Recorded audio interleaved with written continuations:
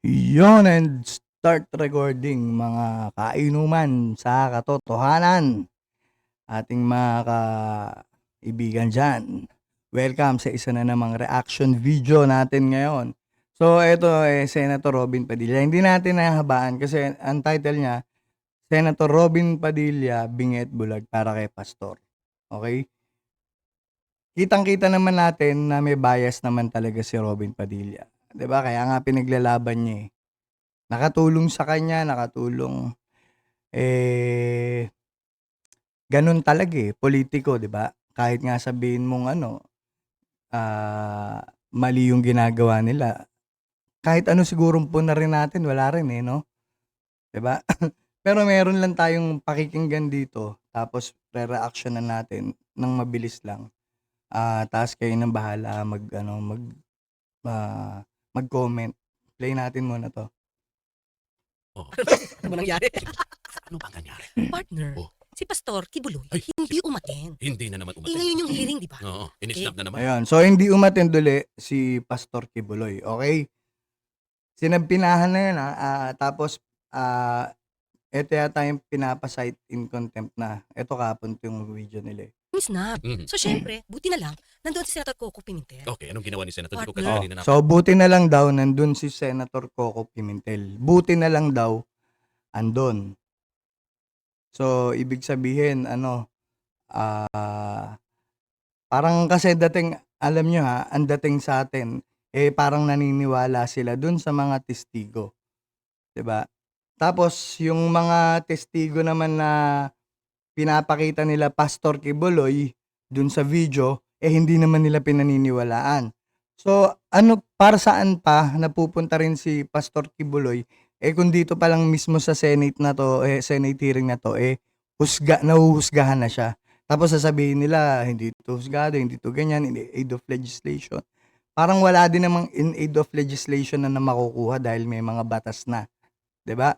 Kung sa religion man 'yan, ang gusto nilang makuha na batas, bakit nyo ipipilit pa rin si Kibuloy? Ang dami-daming spiritual leader, ang dami-daming church leaders na pwede nyong imbitahan in aid of legislation. 'Di ba? Kaya nyo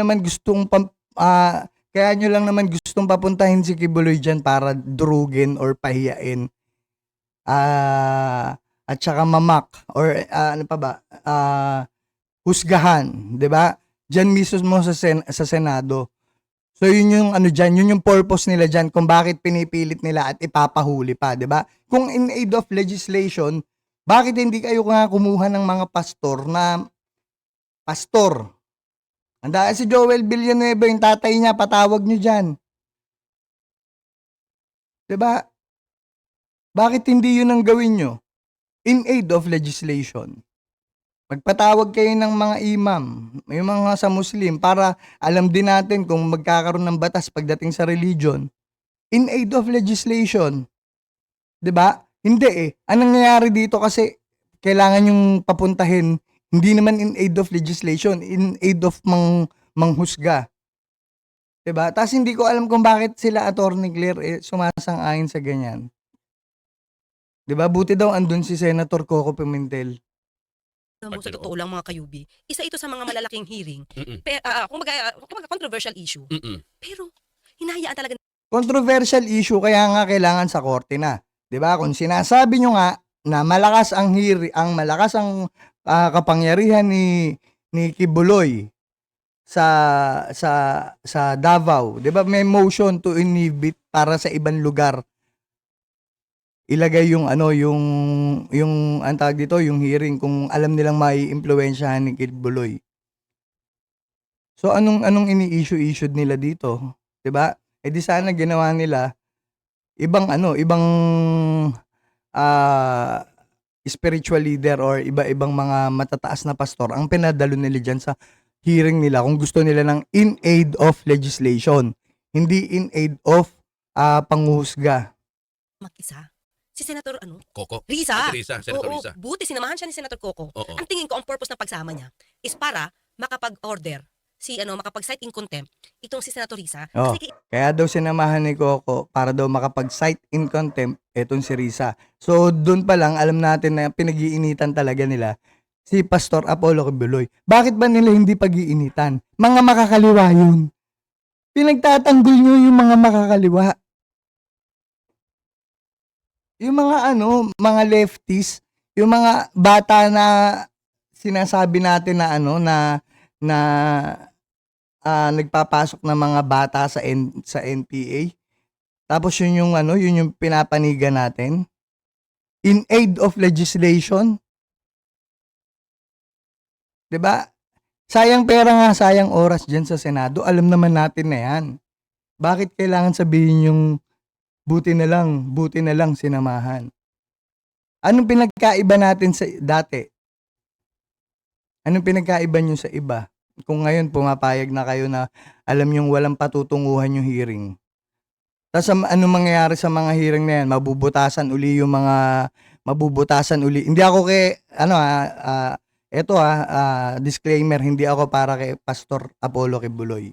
Okay? Kasi hindi ako naniniwala din sa mga turo niya. Okay? Ngayon, 'di ba? Tamo nawala tuloy ako. 'Di ba parang ang kailangan anong gagawin nyo? Siyempre, maging patas, 'di ba? Maging patas sila. Tingin ko hindi nila kailangan na papuntahin pa si Kibuloy diyan para i-cite for contempt or pahuli mga ganyan-ganyan. Dahil ayun na, pag nabutasan 'yan, baka pagdating sa dulo, kahit sa ang korte pa nila dinala, matalo pa yung mga na yan, yung hearing na yan. Kawawa naman kung may totoong biktima. 'Di ba? Nagsalita na ang DOJ, ire-review na para masampahan na ng kaso. Hindi ba mas maganda yon? Yung justice system talaga.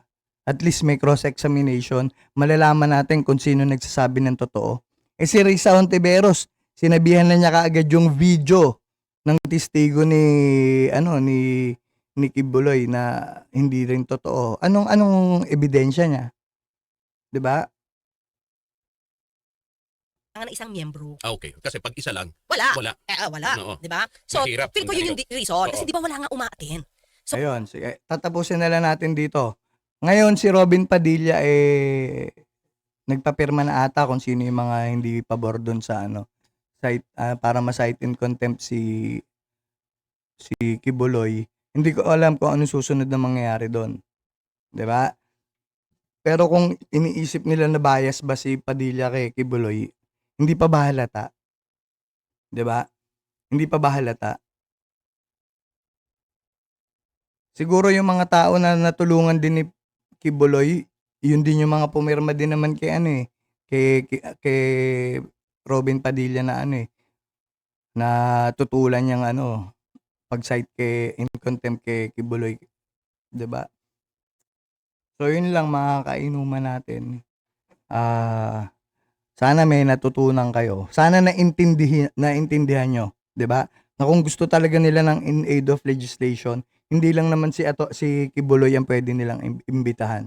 Napakadaming religion, 'di ba? Kung gusto nila pati mga Taoism papuntahin na nila diyan, 'di ba?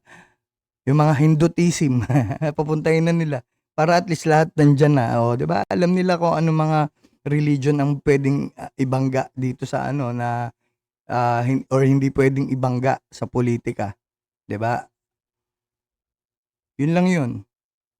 So maraming salamat sa inyong lahat, mga mother and father, and stop recording.